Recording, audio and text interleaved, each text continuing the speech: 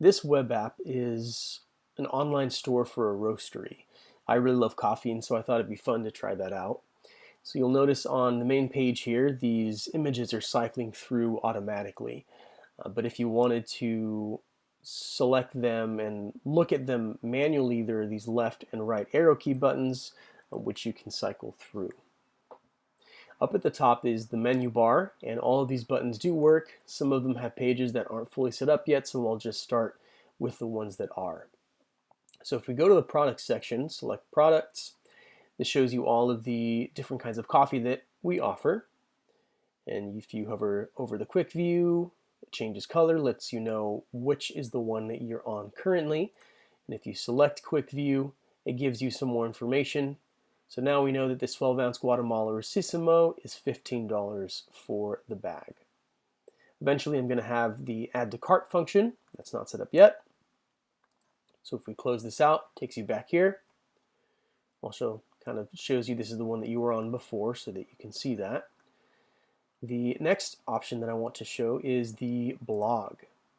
Okay, so one cool thing about this blog section is I'm not currently logged in. And here's a way that you can see that. So if you hit submit, the first validation is the field is required. So you need to have something typed in order to submit something. However, if I type something in and I click submit, there's a secondary validation that says the login is required for submission.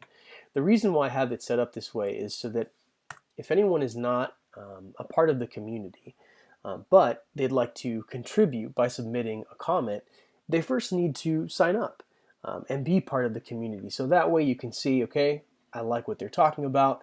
I want to be a contributing member, but in order for me to do that, I do need to log in. So if we go to the login page, I do want to be a new customer because I want to contribute to that. So I'll just do something simple here. And I do have the email set up so that you do need to have the right kind of email with, a character, the @ symbol, and then the .com. Okay, so this takes me to the blog now. So now let's say that I want to submit something. This is awesome because I think it is. Scroll down to the bottom. There it is. So you'll notice that this comment that I just submitted now has these two buttons that all these other ones don't. And so the reason for that is you want to be able to only edit your comment. You don't want someone to mess around with your comment because, yeah, that wouldn't be cool. So you can delete it, you can edit it. Spectacular, because I'm even more stoked. Scroll down to the bottom, and there it is. Okay, you can also like